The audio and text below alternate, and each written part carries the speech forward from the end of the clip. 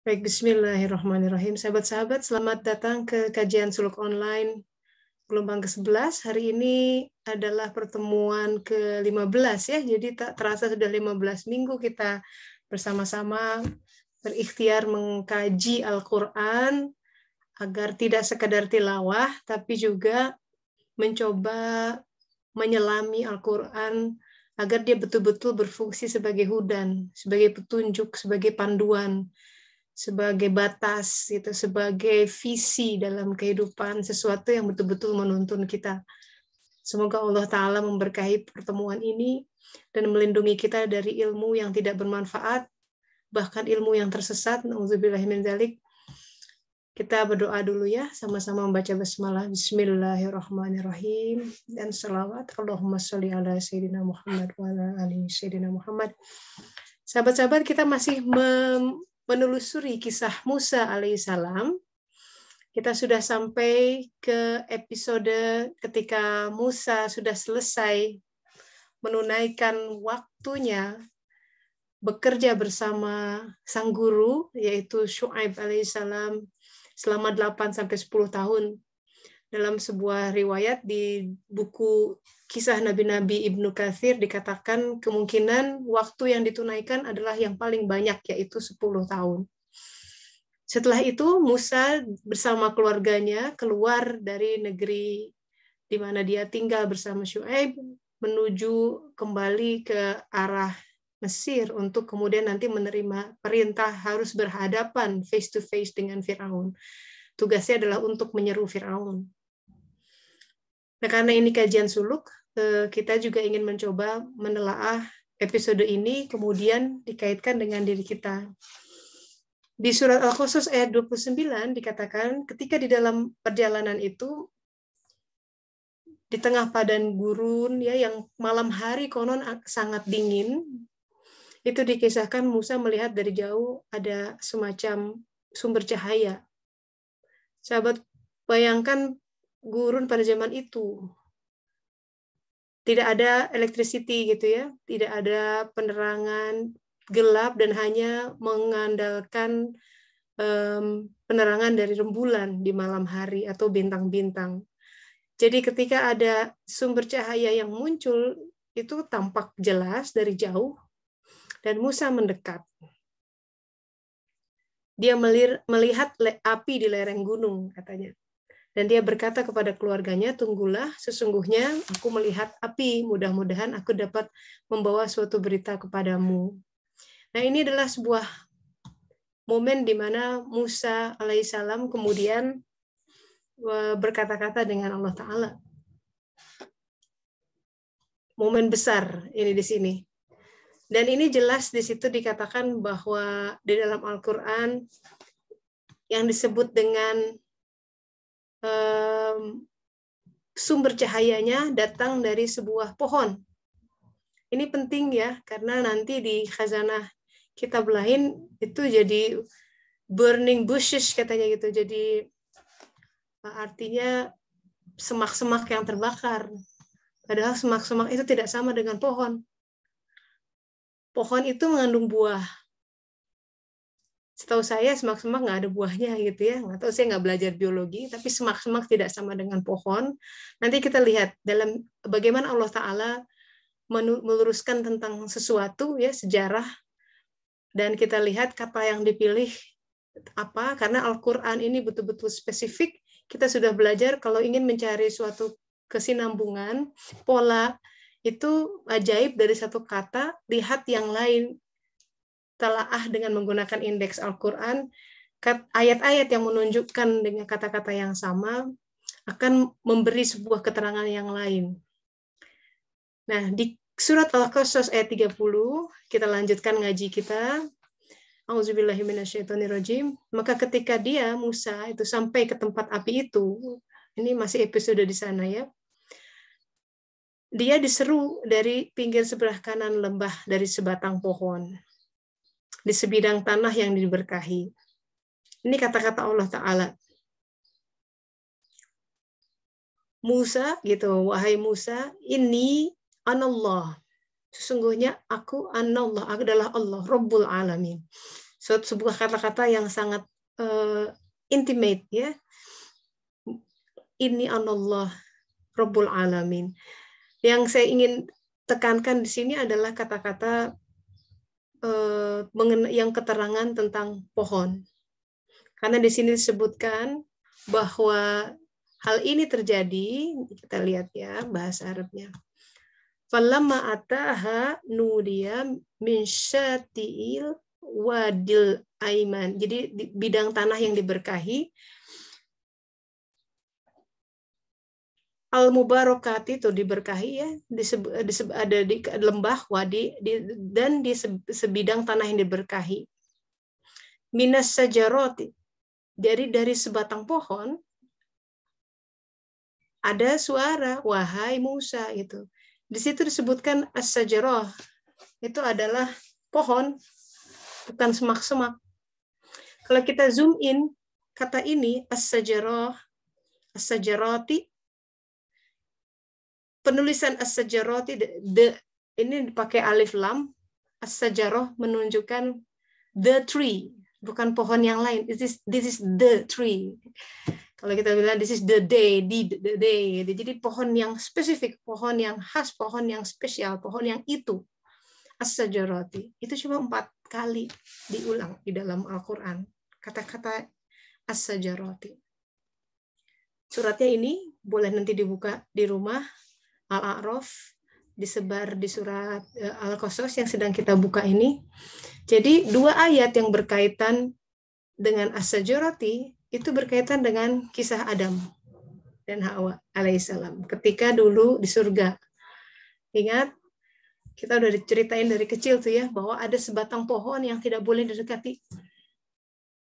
Bahkan tidak boleh didekati pohonnya, apalagi ini ngambil buahnya dan kemudian dimakan. Nah, apa itu pohon? Kenapa tidak boleh didekati? Mestinya gitu kan ya. Kita dulu mesti tanya tuh. Kalau anak kita tanya, kenapa mah? Itu Nabi Adam nggak boleh negatif pohon apa itu gitu. Nah, sekarang kita agak belajar lebih jauh bahwa pohon ini berkaitan dengan pohon yang dilihat oleh Musa. Nanti di ayat lain adalah pohon, kata ini as-sajarati dipakai untuk menunjukkan sebuah pohon yang kejadiannya pada zaman Rasulullah Muhammad SAW, di mana terjadi perjanjian Hudaybiyah. Itu dilakukan di bawah sebuah pohon. Jadi 2 ayat berkaitan tentang Adam dan Hawa, 1 ayat berkaitan tentang Musa, ya, yang mulai bertemu dengan sumber cahaya, dan 1 ayat berkaitan dengan haji.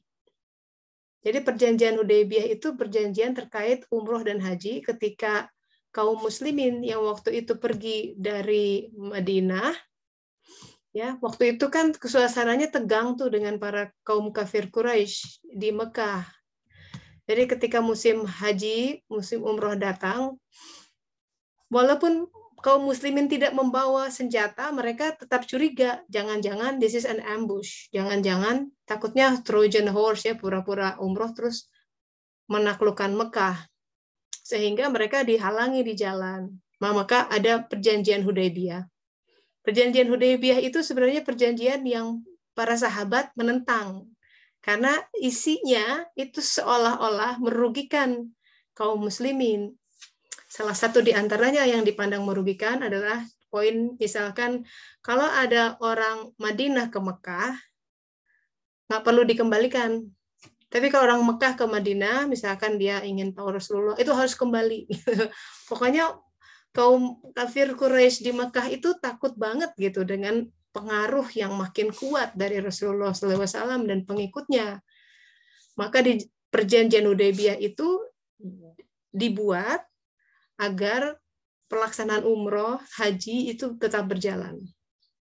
Sempat heboh gitu pada saat itu karena sempat dikawal sampai ke Mekah, walaupun akhirnya mereka menyadari bahwa kaum muslimin betul-betul dalam kondisi yang tidak untuk berperang. Nah, mari kita kembali ke as-sajarah.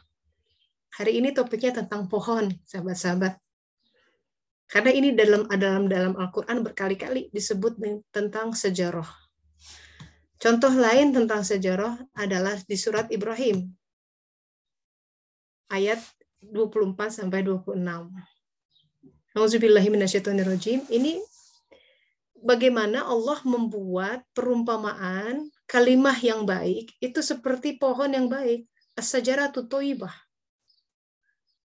Thayyib itu terkait dengan sebuah pengenalan diri. Jadi baik dan thayyib itu tidak sama.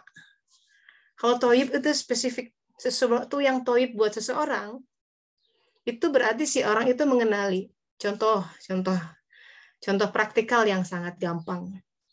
Buat si A, makan sambal thayyib masih bisa dapat bisa semangat, bisa mungkin menimbulkan efek yang positif lah buat dia. Ya, kalau nggak pakai sambal dia kurang gas gitu kayaknya.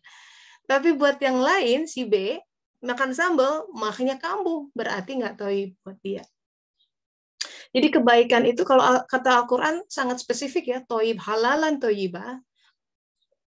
Itu menunjukkan kepada, kan kita selalu kenal istilah ini pada makanan ya, tapi sebenarnya kethayyiban itu tidak hanya sekedar di makanan. Pasangan yang thayyib, pekerjaan yang thayyib, rezeki yang thayyib, mobil yang thayyib, cocok nggak itu mobil? Ada sebuah rumah tangga yang income-nya X rupiah, tidak thayyib, nggak cocok buat dia untuk ngambil mobil yang sekian ratus juta, misalkan harganya berapa ya, di atas 600 misalkan. Karena besar pasak daripada tiang. Bisa sih dipaksain gitu ya, pakai kredit segala sekian tahun, tapi nyesek. Nah itu kayak gitu-gitu harus disesuaikan. Tidak perlu dipaksa-paksakan gitu ya. Apalagi memaksakan ya siapa tahu dapat, siapa tahu, wah itu udah menggali kuburan sendiri aja. Jadi kita belajar dari pohon ini. Kenapa Al-Quran mencantumkan tentang pohon? Sekali lagi ya, kita ingin supaya ayat ini bunyi buat kita sahabat-sahabat. Maka apa itu pohon? Apa itu kalimah? Karena diucapkan kalimah yang baik, itu seperti pohon yang baik. Apa itu pohon yang baik? Ternyata pohon yang baik itu definisi Al-Quran ya, definisi Allah Ta'ala, berkaitan langsung dengan kekuatan akar. Kekuatan akar. Akarnya kuat, dari situ. Karena akar kuat, nanti cabangnya menjulang ke langit. Sebaliknya, perumpamaan kalimah yang buruk, itu seperti pohon yang buruk. Apa itu pohon yang buruk? Akarnya ada, tapi tercerabut dari akarnya. Sehingga dia tidak tegak sedikit pun. Saya jadi ingat dulu saya sampaikan di kajian suluk yang sudah lama itu tentang biodome eksperimen. Jadi di gurun Arizona di Amerika itu, peneliti membuat dome besar, gurun ya, tapi mereka ingin kayak bikin eksperimen kalau nanti di gurun atau di planet lain kita bisa menumbuhkan spesies nabati, nanti binatangnya juga ada gitu. Jadi mereka memulai dengan menumbuhkan pepohonan di sana. Berhasil. Tanah yang tandus itu dia olah gitu ya, tapi diliputi dome. Karena untuk melindungi dari suhu panas yang ekstrim di padang pasir. Jadi mereka bikin dome raksasa. Di dalamnya tumbuh itu pepohonan.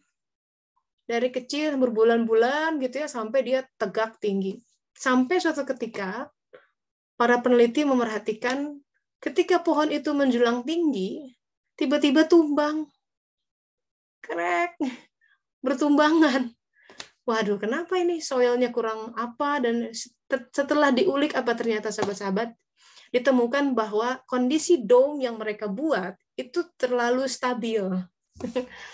Jadi mereka miss satu unsur, yaitu kekuatan angin. Karena di padang terbuka itu anginnya kencang, kadang-kadang bisa topan gitu ya di musim-musim tertentu. Itu mereka tidak tambahkan. Artinya kekuatan sebuah pohon, akarnya itu ditumbuhkan dengan kekuatan angin. Semakin angin berhembus, si akar itu dia memberikan respons, si pohon itu akan menumbuhkan akar-akar yang makin membumi, menjejak ke tanahnya. Sehingga dikasih pukulan berikutnya makin kuat, makin kuat. Begitu. Jadi itu pelajaran dari dunia botani bahwa pohon pun secara biologi kalau tidak mendapatkan paparan angin yang cukup, tumbang. Manusia pun begitu, sahabat-sahabat. Nauzubillah ya, jangan sampai jadi kalimat yang buruk yang tumbang. Tumbang tuh begini, dia benih sudah tumbuh jadi pohon, tapi kemudian kufur nikmat, tumbang itu namanya. Lupa Allah itu tumbang. Kenapa? Begitu akarnya tidak menghunjam. Kalau manusia tadi seperti di dome ya, hidupnya itu semua serba gampang, ya. Doa dikabul semua, instan lagi maksudnya. Doa pasti dikabul ya, cuma masalahnya ditunggu kesiapan seseorang bisa nerima apa tidak. Ada yang diganti dengan hal yang lebih pas buat dia, tapi pasti dikabul. Itu sudah hukum Al-Quran, ud'uni astajib lakum, berdoalah padaku, aku akan kabulkan. Karena secara filosofi, permintaan itu dimulai, kita nggak bisa memulai sesuatu, kecuali kita merespon sesuatu, maka kita mulai meminta. Gitu. Nah, sang penggelint, jadi yang sebab awal, prima causa, itu Allah Ta'ala. So, in essence, ketika Allah ingin memberi seseorang, baru si orang itu berdoa, begitu sebenarnya. Nah, jadi buat kita, hikmahnya diantaranya adalah kita harus belajar untuk menerima angin kehidupan. Pasti akan ada angin kencang berhembus ya dari pasangan, wus gitu. Aduh oleng gitu ya. Aduh dari orang tua gitu ya mungkin. Pekerjaan. Ya apa aja pasti ada tuh. Sesuatu yang bikin kita oleng. Miring-miring gitu. Itu angin yang berhembus. Nah, kuncinya adalah kuatkan akarnya. Jadi begini, manusia itu bagaimanapun kalau mau menjangkau, tidak mungkin dia menjangkau langitnya, jiwanya tidak mungkin tumbuh kalau akarnya tidak menjejak kokoh di bumi. Peribahasa Indonesia itu udah benar banget tuh. Di mana bumi dipijak, di situ langit dijunjung. Artinya kehidupan yang kita selami hari ini, kita ada di mana, ya kan, mau itu letak geografis, mau itu kondisi ekonomi, kondisi pernikahan, kondisi tubuh, kondisi apapun, itu adalah bumi kita, sahabat-sahabat. Yang kita harus mengakar di situ. Artinya apa mengakar adalah fungsi akar bagi pohon adalah dia untuk menyerap sari-sari makanan dan air. Itu fungsi akar. Agar dia memperkuat pohon itu. Jadi nutrisi buat jiwa kita itu adalah di bumi yang kita pijak. Di rumah ini yang tengah kita diami. Lengkap dengan cucian kotor, kebun yang harus disiangi, ya, anak-anak yang mesti diurus. Itu bumi kita. Itu bumi kita. Mungkin Telin mesti ngurus kucing, gitu ya. Itu buminya. Artinya sesuatu yang Allah hadirkan. Sesuatu yang Allah hadirkan.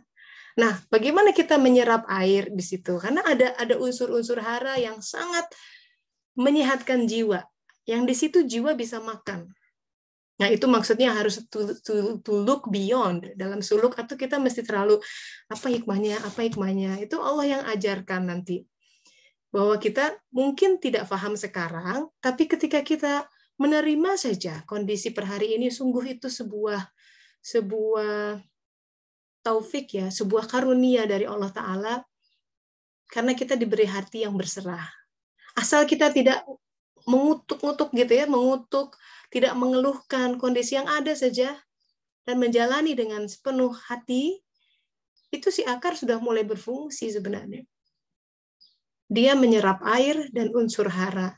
Di setiap penggal kehidupan, setiap nafas, itu bumi kita. Karenanya kita harus tumbuh. Nah, ini pertumbuhan pohon. Jadi memang pertumbuhan pohon ini akan seiring dengan pertumbuhan jasad manusia. Ada paralel di sini, sahabat-sahabat. Jadi dulu waktu kita ada di rahim ibu, itu kalau di dalam Al-Quran dikatakan 3 lapis kegelapan tuh. Anak 120 hari, janin 120 hari, makanya ada 4 bulanan. Kan 30 kali 4, itu 120. Itu dari hadis, itu 120 hari ada peristiwa ketika jiwa dan ruh ditiupkan ke dalam janin yang sudah ada. Itu cangkangnya, itu kendaraannya tuh. Nah, ketika itu seolah-olah seperti benih yang ditanamkan di dalam kedalaman bumi. Kan ini nggak kelihatan sebenarnya yang di bawah ini, dari atas. Kita bisa begini karena penampang sagital gitu, seksional bisa dilihat. Si benih itu nggak kelihatan, dia di dalam bumi, kegelapan. Nah, di buminya dia harus menyerap semua sari-sari makanan di sini. Ini nanti dalam pembahasan berikutnya nanti terkait dengan qalb yang fitrah seperti bulan purnama, tapi lama-lama dia seiring dengan anak itu berkembang dewasa, mulai umur 2 tahun ke atas itu udah mulai temperamennya keluar tuh. Jadi ada bakat-bakat tertentu ya yang dapat dari orang tuanya tuh karakter bakat, masih berupa bakat, tapi bakat itu bisa muncul bisa enggak, itu tergantung dia diperkuat enggak dalam kehidupan sehari-harinya. Jadi misalkan gini, ada anak bakatnya marah sebenarnya, dia punya bakat itu. Tapi kalau dia di nurture dengan baik, si bakat itu bisa hilang. Sebaliknya, kalau dia lihat lingkungannya ibunya marah-marah, ya kasar gitu ya. Kalau marah tuh banting sana, banting sini, dicubit, narik anak tuh kalau kesel tuh ya, ditarik, dijewer, aduh, suka sedih gitu. Tapi I know gitu, I've been there. Kadang-kadang kita suka lepas kendali gitu ya.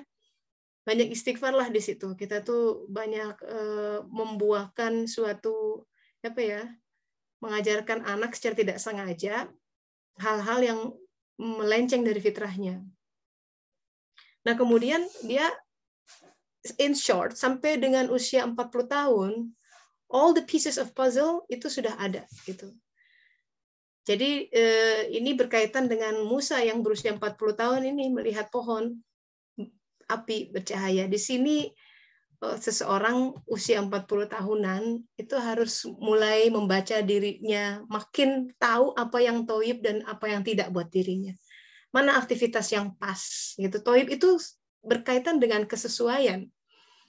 Tapi dia tidak akan mengetahui apa yang sesuai dan pas buat dirinya sebelum dia mulai membaca siapa saya. Who am I? Nah, who am I itu perjalanannya panjang. Itu yang kita minta sehari 17 kali minimal dalam ihdinas syiratal mustaqim. Karena itu adalah syiratal ladzina an'amta alaihim. Definisi syiratal mustaqim berdasarkan Al-Fatihah adalah syiratal ladzina an'amta alaihim. Jalan orang yang diberi nikmat. Di Al-Baqarah ayat-ayat awal dikatakan siapa itu orang-orang yang diberi nikmat? Mereka yang senantiasa mendapat petunjuk. Nah, jadi terkait apa tentang petunjuk apa? Petunjuk tentang siapa dirinya. Spesifik.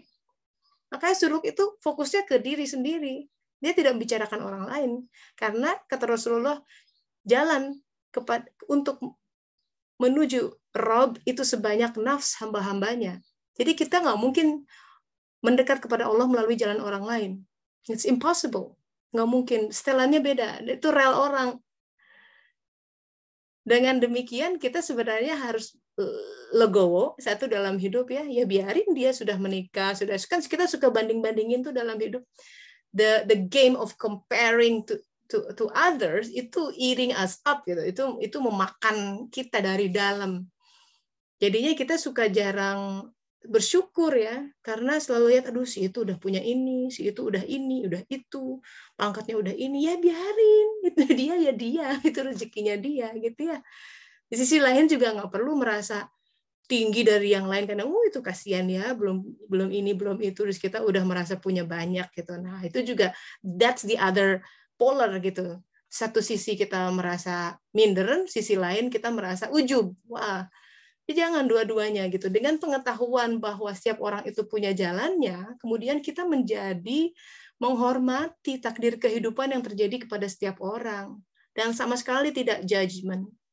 Nggak ada judging, nggak ada. Karena kita tidak punya hak. Kita pun tidak bisa baca kehidupan diri sendiri, bagaimana kita bisa baca kehidupan orang lain. Itu. Jadi hari ini kita mau diskusi tentang pohon, karena ini topik yang penting sebelum kita masuk ke dalam minggu depan, insya Allah topik tentang pohon zaitun yang nanti berkaitan dengan struktur insan.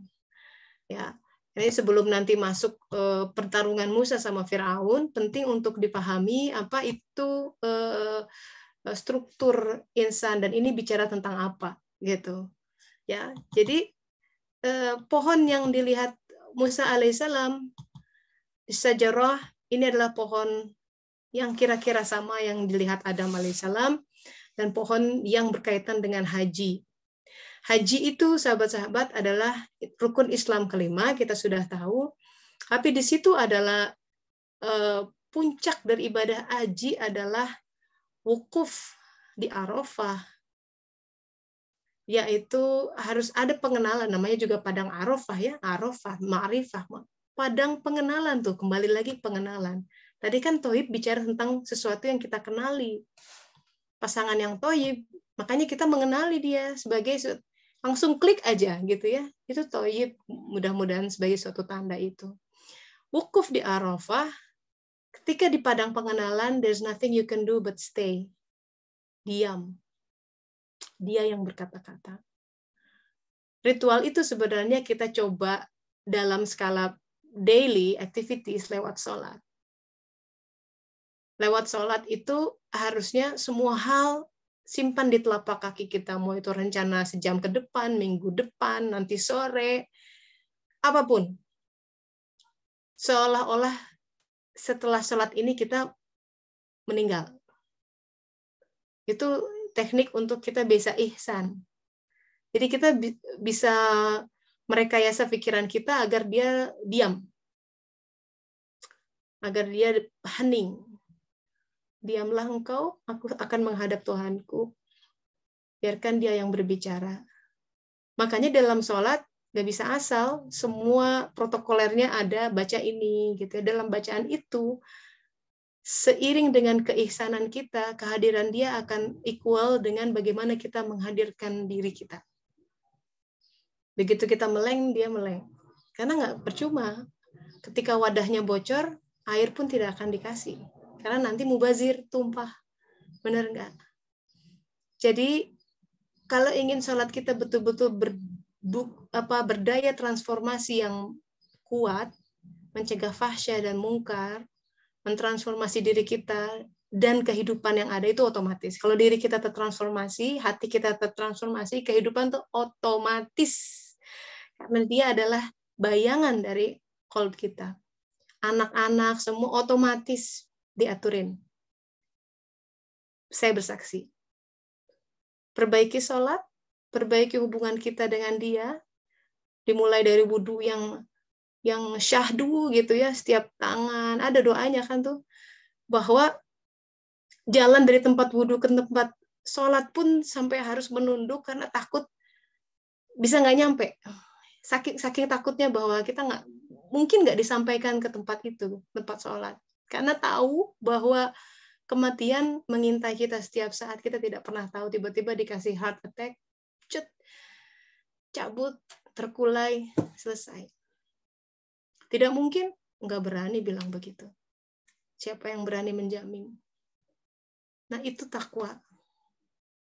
Takwa itu ada elemen fear. Takut, sungkan gitu ya. Takwa itu kata Rasulullah seperti engkau berjalan di medan yang penuh duri. Kan pelan-pelan tuh jalannya karena takut ketusuk. Pelan gitu, takut ketusuk. Nah, itu. Ya itu jadi itu merupakan satu mentalitas yang perlu kita bangun. Karena dikatakan juga oleh Rasulullah, mentalitas mereka yang berjalan di Siratal Mustaqim, udah di Siratal Mustaqim ya, padahal kita tahu betapa susahnya untuk mengidentifikasi Siratal Mustaqim, apalagi untuk berjalan di sana. Bahkan mereka yang sudah ada di Siratal Mustaqim pun, itu doanya salimni, salimni, salimni, selamatkan aku ya Allah, selamatkan aku. Karena tahu makar Allah tuh bisa kapan aja, kayak main ular tangga gitu, tenang, tiba-tiba dapat buntut ular, jatuh ke bawah. Bisa, aduh itu hidup itu so fragile, sahabat-sahabat, rentan sekali.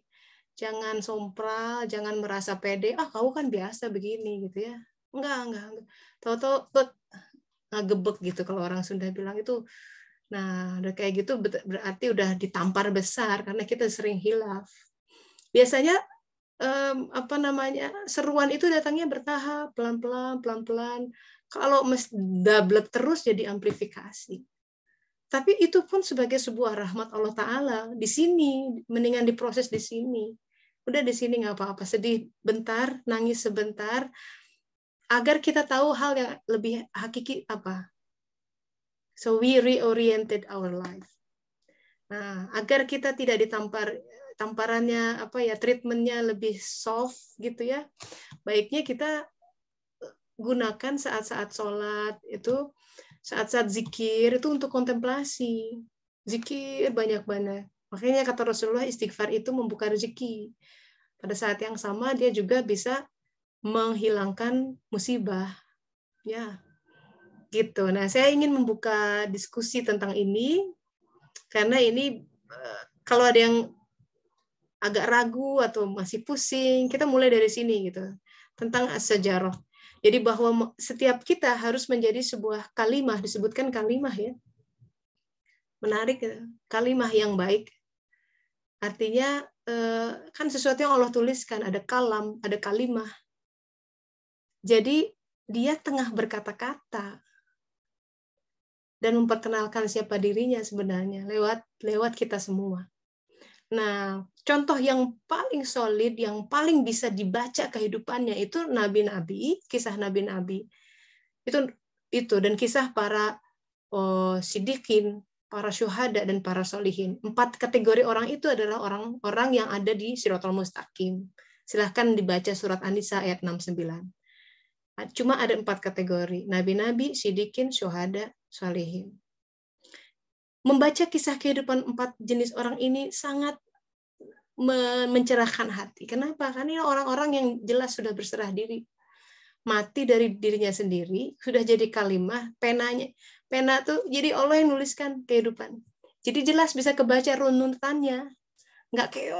Nggak beraturan liar sana sini gitu, clear bacanya. Kalau kita baca novel tuh atau apa, baca buku yang teratur kalimahnya, runutan jalannya juga, walaupun misalkan dia flashback gitu ya dari depan ke belakang, kayak kita nonton film itu, tapi kemudian wah skenario-nya bagus, itu kan beda tuh dengan membaca yang apa adanya gitu. Ya itu. Jadi dengan kata lain, supaya kita menjadi kalimahnya yang baik, sekali lagi akar kita harus kuat. Caranya akar kuat itu ya harus tahan menghadapi angin dalam kehidupan. Artinya ini nyambung dengan pengajian kita beberapa waktu sebelumnya, bahwa ujian itu niscaya ya. Nyambung bahwa apakah kami tidak, apakah kamu menyangka kamu akan masuk surga gitu. Padahal orang-orang yang dulu dan lain sebagainya itu ada di surat Ali Imran dan surat Al-Baqarah. Artinya ujian itu nyata dan akan menjadi sebuah keniscayaan. Nah, dengan topik ini kita menjadi lebih paham bahwa tanpa angin yang cukup kencang, pohon pun akan rubuh. Begitu. Kita buka sesi diskusi. Silakan bagi yang ingin bertanya atau membuat pernyataan. Ya.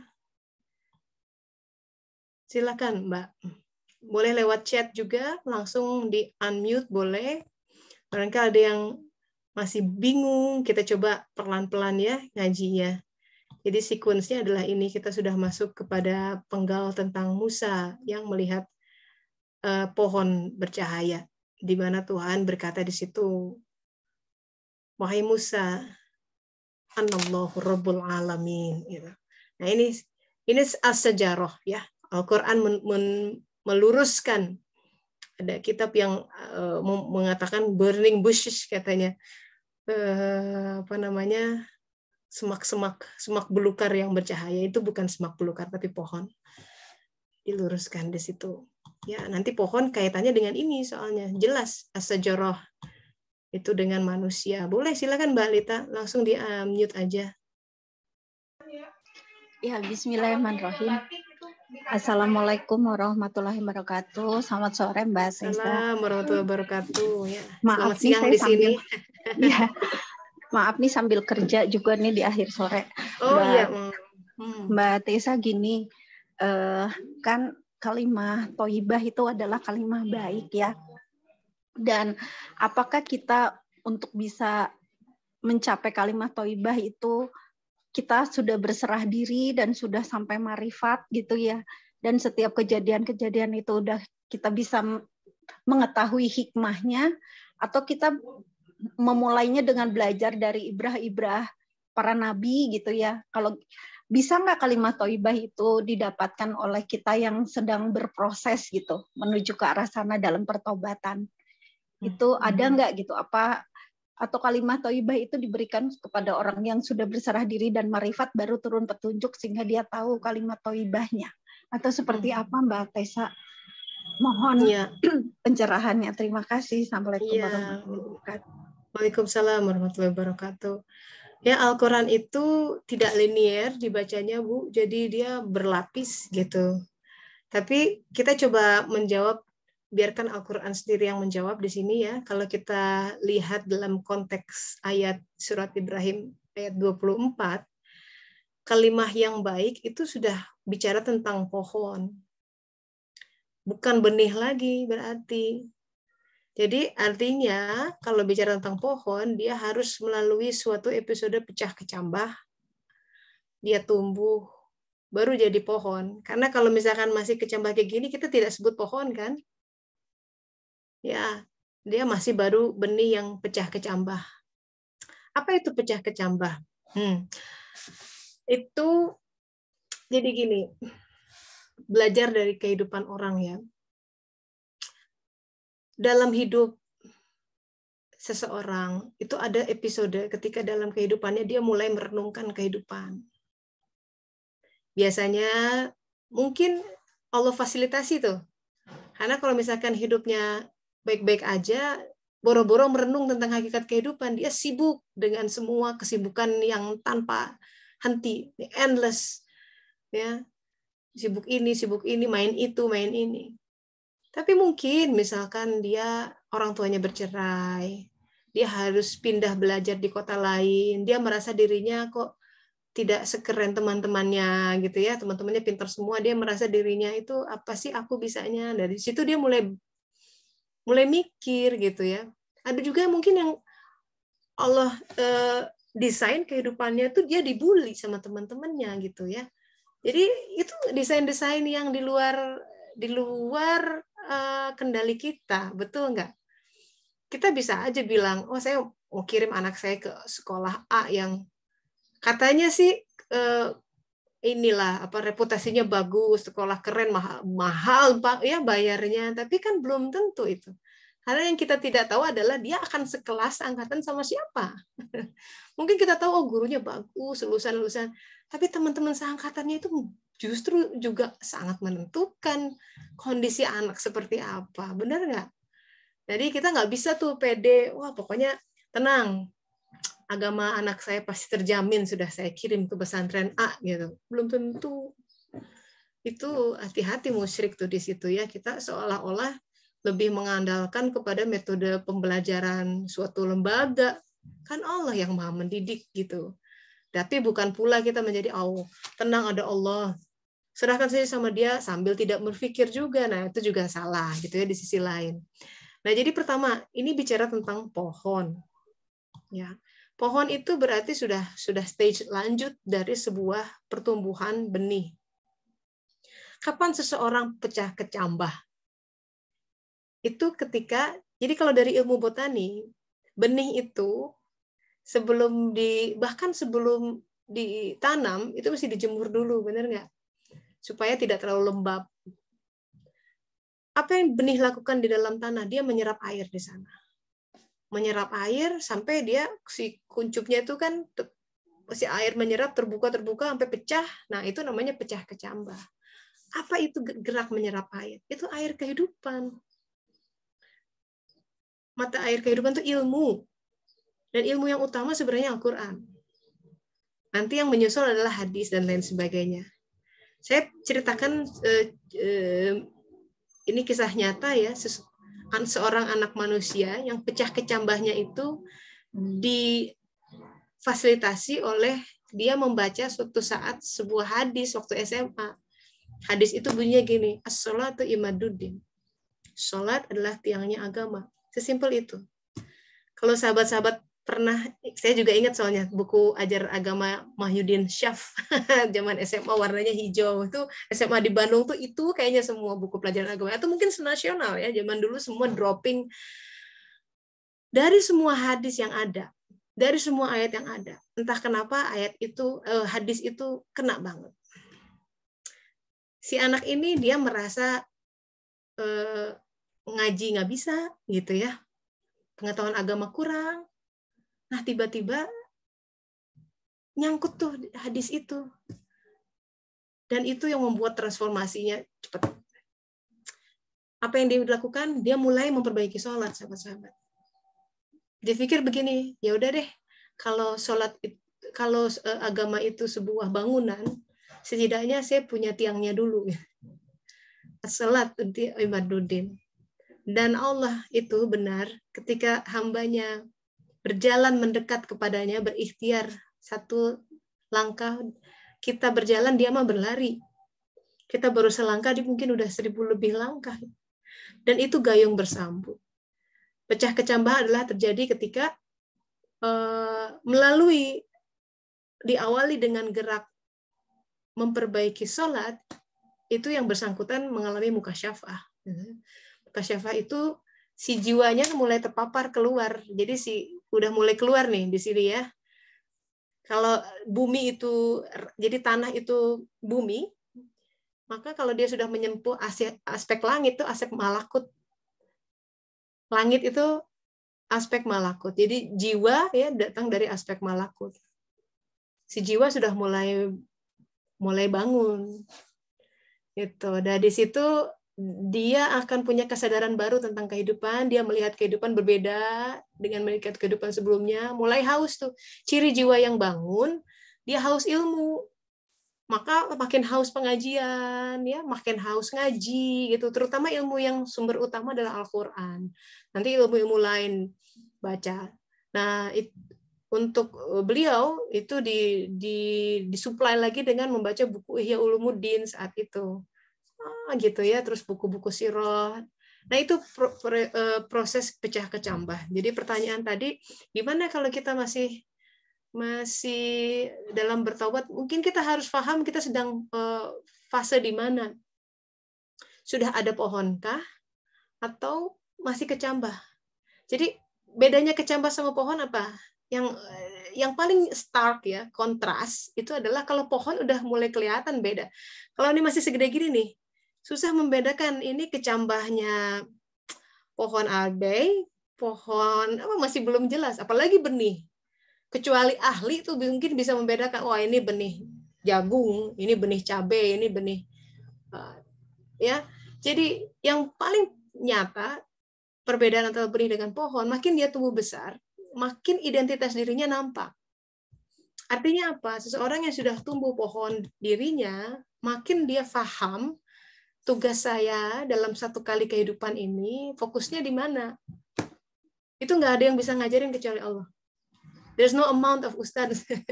Ustadznya pun belum tentu ngerti gitu. Ya, itu sesuatu yang harus direnungkan, suatu kontemplasi diri dan pengetahuan yang Allah ajari kalau kita takwa. Ya, mungkin guru bisa membantu, seorang guru atau teman dengan mapping mungkin ya, tapi itu kan alat bantu saja. Siapa yang bisa verify bahwa itu betul gitu? Ya Allah Ta'ala. Jadi bagaimana kalau kita masih bertobat gitu ya? Ya hal-hal seperti ini, apakah kita sudah jadi kalimah yang baik? Kalau dalam definisi ini, kalau belum menjadi pohon, walau alam ya, maka kita belum tumbuh menjadi kalimah sebenarnya. Masih kecambah, masih butuh waktu untuk tumbuh. Nah, artinya makanan yang harus dimakan ya dari keseharian, takdir yang ada, itu sesuatu yang menumbuhkan pohon. Otomatis, apabila kita menjalaninya dengan bersyukur. Wallahu a'lam bishawab, ya. Allah Maha tahu yang paling hak itu. Semoga Bu Lita tidak berhenti mencari dan tidak puas dengan jawaban saya. Begitu Ibu. Iya. Silahkan yang lain. Makasih Mbak Tessa, Ya, makasih sama-sama. banyak. Sama-sama Bu. Iya, silakan. Masih bicara tentang ilmu pohon, gitu ya. Nanti ada buku Ibnu Arabi bagus, Syajaratul Kaun. Nah, itu juga pohon penciptaan. Wah, itu lebih jelimet lagi. Jadi menarik bahwa bagaimanapun Allah membuat perumpamaan dengan pohon. Pohon sering ini. Nah, berkaitan dengan Adam alaihissalam, misalkan, kenapa Khuldi itu tidak boleh didekati? Belum saatnya. Karena Adam masih harus tumbuh, berkecambah dulu, tumbuh, kemudian memakan buahnya. Nanti boleh, gitu. Ini buah di surga soalnya. It's not yet, karena Adam by design memang harus ke bumi. Kau tahu begitu, kalimatnya jelas. Aku ciptakan khalifah fil ard, bukan khalifah fil jannah. Karena waktu itu Adam dilahirkan di surga, tapi mesti memang akan ada episode dia turun. Nah, ini kisah yang mengitari ini menarik kalau kita baca di Khazanah Injil Barnabas tuh. Jadi kisahnya tuh ketika adonan raga Adam dibentuk, itu kan masih berupa lempung, udah cetakan bagus gitu ya, masih disimpan di sebuah tempat di surga yang dijaga oleh para malaikat, dijaga ketat. Nah, iblis tahu bahwa aduh ini ciptaan baru nih yang kalau dia hidup dia akan mengambil alih kepemimpinan, something like that. Iblis ini kan dengki gitu. Maka dia cari cara, sebuah makar gimana caranya supaya hancur tuh si tanah itu. Tapi karena tempat itu dijaga ketat, yang hanya boleh keluar masuk ada beberapa ciptaan. Nah, di antaranya adalah yang ada kuda dan ular. Jadi ular zaman itu di sana itu dikatakan masih punya kaki seperti dragon gitu, dan bisa ya tidak seperti sekarang lah, kakinya masih ada, bisa berjalan katanya. Coba dilihat lagi tuh ya di Injil Barnabas. Si iblis kemudian menghasut, "Hei, kuda sini. Itu ya ciptaan yang baru. Hancurin deh kamu diinjak-injak gitu kalau bisa. Kita harus cegah dia supaya dia rise up gitu." Oh, kenapa? Kalau dia jadi, dia akan memperkuda kamu. Memperkuda maksudnya membudak dia, jadi kamu harus nurut sama dia. Wah, udah ada tuh rumor seperti itu, dasar iblis ya. Nah, termakanlah oleh rumor iblis. Bener tuh si kuda ngikutin apa yang disarankan oleh iblis. Dia lihat adonan Adam, lihat kiri kanan malaikatnya lagi lengah, mungkinnya Allah buat seperti itu. Injak-injak sama dia. Aduh, heboh, alarm bunyi kali ya kalau cuma film sekarang. Wah, tertangkaplah itu dua. Itu sebabnya katanya, dan setan masuk ke sana. Jadi masuk ke dalam, jadi dia ditelan oleh si ular, karena ularnya besar badannya. Jadi dia melewati pos satpam tuh, satpam malaikat, pos penjagaan. Sempat iblis itu meludah ke adonan tanah Adam. Nah, itu heboh, malaikat datang semua diamankan. Sejak itu makanya kuda dihukum. Kuda dan keturunannya, engkau harus mengabdi pada manusia. Jadi benar-benar tuh tukang narik gerobak, ya. Itu bagian dari penghukuman katanya begitu. Terus ular, jadi dia dihilangkan kakinya karena engkau berbuat so low gitu ya, sangat rendah, maka kamu merendah supaya dia di atas tanah itu ya cuma dia nggak berjalan, tapi dengan hina gitu dia harus gerak meliuk-liuk ular tuh, seperti itu. Dan lidahnya jadi berbisa karena dulu pernah menyembunyikan iblis di situ, dan bercabang dua. Contoh dari ucapannya simbol dari kebohongan. Kalau orang bercabang dua tuh nggak bisa dipegang kan, ngomong A tapi B, ngomong B tapi A gitu. Yang mana yang benar? Nah itu karena si ular menyembunyiin iblis. Dia bilang ya dia mau bohong gitu di situ. Dan iblis yang pernah meludah itu dikabarkan, dikisahkan dari cerita itu, si ludahnya itu mendarat di pas bagian perut Adam.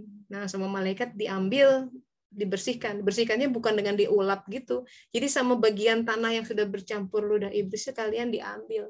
Kecil. Bagian kecil sehingga dia karena ada tanah yang diambil, dia jadi bolong. Nah, itu simbolnya jadi pusar kita tuh agak bolong dikit.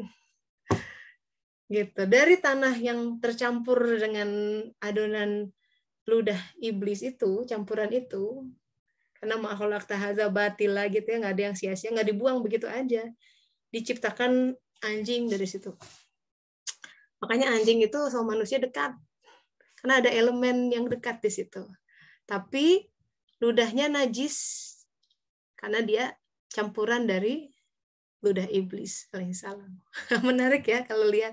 Jadi itu hanya sekedar gambaran bahwa di balik semua syariat, fikih, itu ada cerita langitnya, sahabat-sahabat. Nanti deh someday kalau kita semua kan sekarang masih ya gitu mungkin ada semacam skepticism tersendiri which is normal. Kalau nggak percaya ya nggak bisa ya, you cannot ya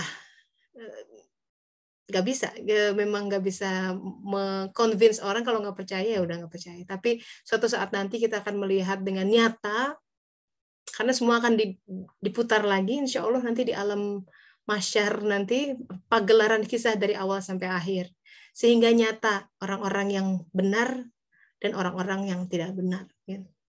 Wallahu alam. Jadi jangan takut, the truth will reveal ya. Kalau kita orang yang benar, stick to it. Nggak perlu kita dapat pengakuan dari orang lain, cukup anggukan dari Allah Ta'ala, cukup bahwa kita bersama Allah Ta'ala di pihak itu, dan pada saatnya kebenaran akan ditampakkan. Kadang bisa sekarang ya, kadang bisa nanti gitu, wallahu alam. Begitu, silakan yang mau berbagi atau bertanya, atau mumpung ayo kita gunakan waktunya. Ada Teh Yen, Mbak Sakina, Mas Prasetyo, Mbak Nuraini, silakan. Di unmute, silakan. Ya. Terima kasih, Teh. Assalamualaikum warahmatullahi wabarakatuh. Waalaikumsalam warahmatullahi wabarakatuh. Apa kabar nih, Teh? Alhamdulillah sehat. Silakan, Mbak. Membayangkan si Teteh lagi di Belanda, yang di sini di Indonesia jauh di paling ujung nol khatulistiwa gitu ya aja. Insya Allah. Mbak Nur ini di mana sekarang posisi? Alhamdulillah masih di Aceh, Teh. Masih di Aceh ya? Acehnya di kota mana? Di Aceh Tenggara. Tepatnya itu di Gunung Loser, di kaki Gunung Losernya. Oh, Masya Allah, indah ya. Alhamdulillah. Silakan Mbak Nuraini. Alhamdulillah lewat internet ya, nyambung Aceh, Amsterdam, Gunung Loser. Alhamdulillah. Iya. Terkait dengan benih ya Teh, tadi sempat menyinggung yang kecambah. Jadi teringat Teh, masa kecambah untuk saya itu memang pas kelas 2 apa kelas 3 MSen ya gitu.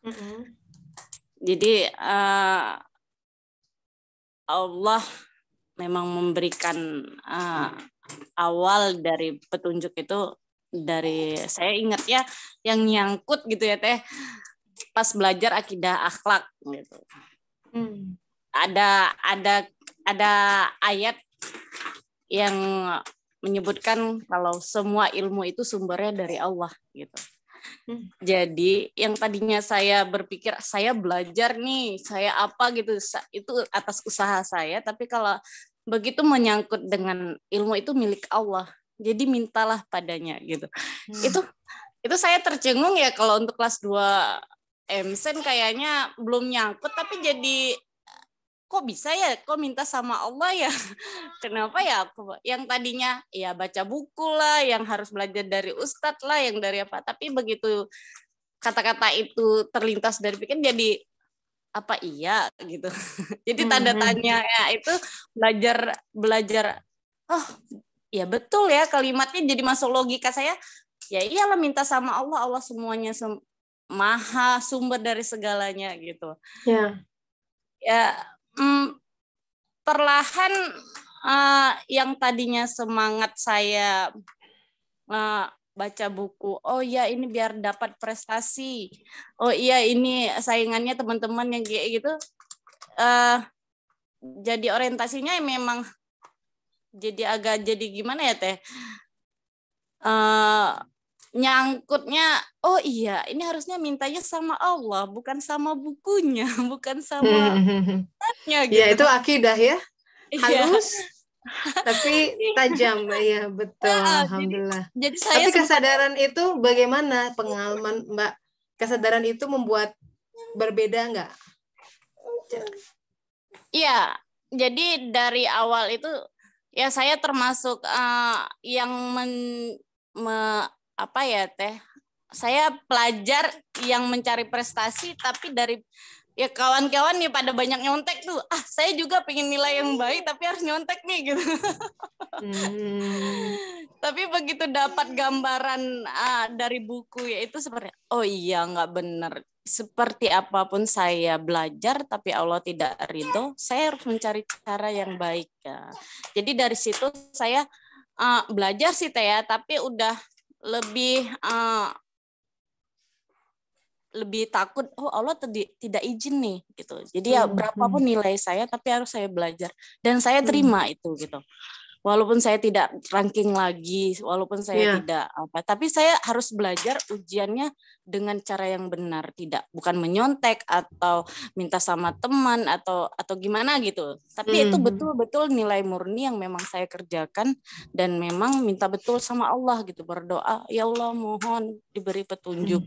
Nah, dari itu ya mulai ya Teh, oh iya minta petunjuk nih bisa disekolahkan dari mana gitu. Dan saya memang agak mengejar namanya prestasi ya Teh gitu. Jadi pagi-pagi siap sholat subuh saya belajar nih, cari yang mana waktu minta doa yang mana yang baik gitu. Antara azan dan iqomah saya minta. Saya karena kemarin obsesinya pingin masuk pesantren gitu.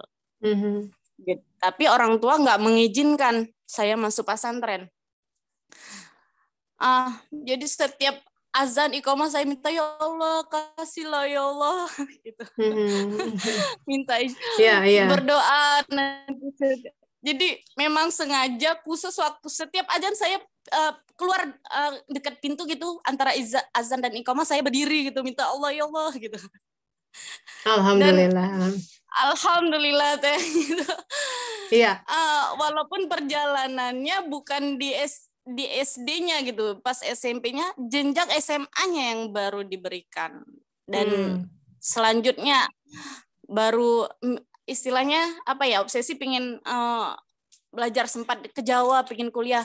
Bukan di tahun itu gitu, tapi saya tetap berproses untuk meminta dan saya tidak ada berpikiran ya Allah pasti yakin kasih waktu saya untuk bisa kasih kesempatan untuk saya bisa gitu.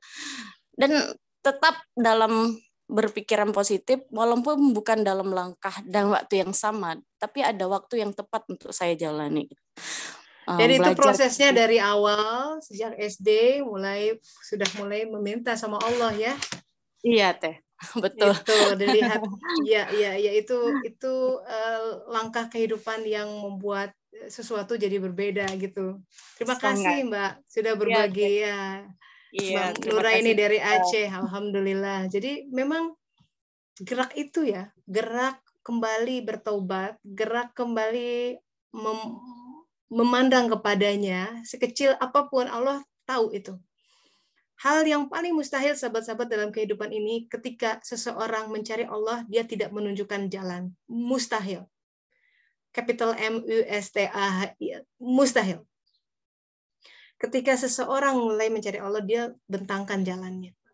Jadi jangan berkecil hati kalau misalkan, aduh saya gurunya jauh, saya in the middle of nowhere, misalkan ya mau pengajian susah, nggak perlu begitu sebenarnya. Karena Allah tuh maha kuasa. Mengenai kapan ya, itu ikuti saja apa yang dimudahkan. Nanti bumi itu akan bergerak kok dengan ajaib. Contoh ya, ketika ini Imam At-Tirmizi itu jelas. Kisahnya ketika Imam At-Tirmizi muda itu, di zaman itu pemuda-pemuda kayak zaman sekarang tuh ya, kuliah mungkin keluar rumah, keluar negeri bahkan gitu, mencari perguruan tinggi, mencari guru-guru.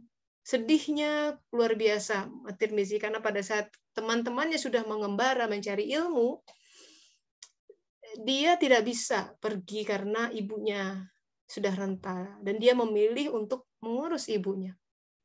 Tapi Allah tahu dahaga yang ada di dalam hati seorang Tirmizi muda.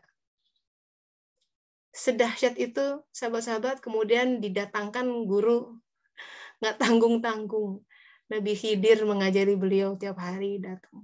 Mungkin beliau pada saat itu nggak ngeh bahwa itu seorang nabi ya, seorang tua datang, ku ajarin, diajarin, tapi pelajarannya wow mantap. At-Tirmizi sampai sekarang kalau lihat buku-bukunya itu ada pelajaran-pelajaran yang dahsyat gitu, hanya bisa dari sebuah pengabdian yang muncul. Jadi jangan dibuat kecil hati oleh sebuah kondisi atau keadaan yang ada, seolah-olah itu membatasi. Itu adalah sebuah ilusi. Kalau Allah itu tidak terbatas oleh apapun dayanya. Cara Allah mengajarkan bisa lewat mana saja, apalagi sekarang dengan dunia internet seperti ini. Kita bisa menjelajah practically ke seluruh titik di around the globe, di seluruh dunia.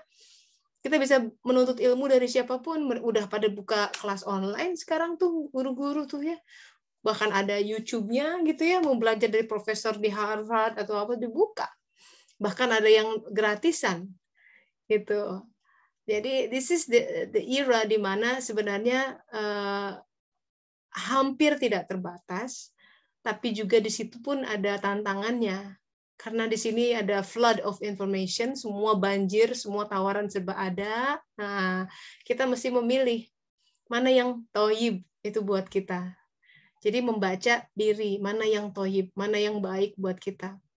Itu aspeknya panjang kalau mau ditafakuri ya sahabat-sahabat, mulai dari pilihan pakaian yang toyib, pilihan make up yang toyib, ya lip gloss nih karena ibu-ibu banyaknya ya, buat Pak Prasetyo juga kan mungkin pilihan jam tangan yang baik, itu kan semua kalau kita beriman pada hari akhir, tidak ada satupun ya pengeluaran kita kecuali diminta pertanggungjawabannya. Kenapa duitnya dibeliin itu? Kata Allah. Mesti bisa jawab tuh. Dengan jawaban yang bisa dipertanggungjawabkan. Kenapa nggak itu, gitu kan? Misalkan, kan hati nurani akan menjawab tuh nanti. Tahu bahwa sebenarnya sih nggak perlu-perlu banget saya beli itu, cuma karena gengsi, misalkan ya. Cuma biar dilihat lebih keren. Nah, itu susah dipertanggungjawabkan ya, nauzubillah, siap-siap. Ya, kita aja dapat pertanggungjawaban tuh, deg-degan gitu ya. Wow, ini semua diaudit. Nah, itu auditnya lebih dalam lagi tuh, di mana pada saat itu tidak hanya masalah pengeluaran, bahkan kata Rasulullah nanti engkau akan ditanya, bahkan sekadar engkau menjamah kain saudaramu, lagi nyantai-nyantai gitu, belai-belai apa, ditanya tuh, karena kita menggunakan tubuh yang Allah berikan ya, ini amanah dia. Ngapain kamu korek-korek gitu? Perlu nggak? Nih saya gini-gini tuh, astagfirullah. Semua coba sedetail itu. Takut nggak? Makanya pada saat itu di padang mahsyar itu kan dikatakan katanya orang menunggu audit itu ya, menunggu audit itu lama banget sampai saya nggak kebayang tuh padang mahsyar seluas itu, keringatnya tuh sampai kayak kolam renang gitu, itu penuh dengan keringat manusia. Berarti selama apa? Udah gitu panas, matahari pas di depan, di atas. Ini kita aja berjarak sekian ratus kilometer dengan matahari, panasnya udah luar biasa. Ini lebih dekat lagi. Sehingga dikatakan dalam hadis, banyak orang yang nggak sanggup menunggu terlalu lama seperti itu. Apalagi kalau orang-orang tidak bertakwa, tidak dapat naungan awan. tidak mendapat syafaat di hidupnya, tidak waktu hidup di sini tidak jarang bersolawat, sholat seadanya, bahkan sering lewat, nauzubillah min dzalik, di sana repot. Sampai kemudian orang meminta, ya Allah, udahlah, nggak usah dihitung-hitung, udah pasti masukin aku ke neraka aja sekalian, daripada aku nunggu begini. Saking desperate-nya seperti itu. Nah itu sahabat-sahabat, kedua kaki kita yang sedang enak menjejak, pakai kaos kaki, manicure, pedicure ini akan menjejak suatu lahan, suatu medan yang berat seperti itu. Ada dalam Al-Quran, semua akan lewat itu. Takutlah dengan sebuah hari di mana mulut kita dikunci, yang berkata-kata tangan kita, semua elemen, bahkan kulit kita diberi kemampuan untuk bisa menceritakan siapa sih si A, siapa saya, siapa ngapain aja dulu gitu. And that is the day di mana kita nggak bisa menyembunyikan apapun. Jadi mari kita reorientasi kehidupan kita, mari kita berjihad, istighfar banyak-banyak, karena sungguh tidak bisa kita menjadi orang yang baik untuk menjalani kehidupan yang thayyib kecuali pertolongan Allah Ta'ala. Semua adalah la haula wala quwata illa billah. Bagaimana cara untuk mendapatkan pertolongan Allah? Nah, silahkan lihat di dalam surat Muhammad. Barang siapa menolong agama Allah, maka Allah akan menolong. Ya, jadi kita mulai nanti mendekati kurban. Nah, itu infak kurban itu adalah salah satu hal yang bisa menolong. Jadi kalau kita ingin menolong Allah Ta'ala, tolong orang lain. Itu metode praktisnya. Waktunya sudah habis, alhamdulillah ya sudah berbagi. Ya insya Allah minggu depan kita dalami lagi ilmu tentang pohon, nanti berkaitan dengan struktur insan di surat An-Nur ayat 35. Kita tutup sahabat-sahabat dengan doa akhir majelis. Subhanaka Allahumma wa bihamdika asyhadu an la ilaha illa anta astaghfiruka wa atubu ilaik. Alhamdulillah rabbil alamin. Mohon maaf atas segala kekurangan. Semoga bermanfaat. Pamit dulu. Assalamualaikum warahmatullahi wabarakatuh. Waalaikumsalam warahmatullahi wabarakatuh. Ya, Wabarakatuh. pamit dulu. Terima kasih, Bye. Desta.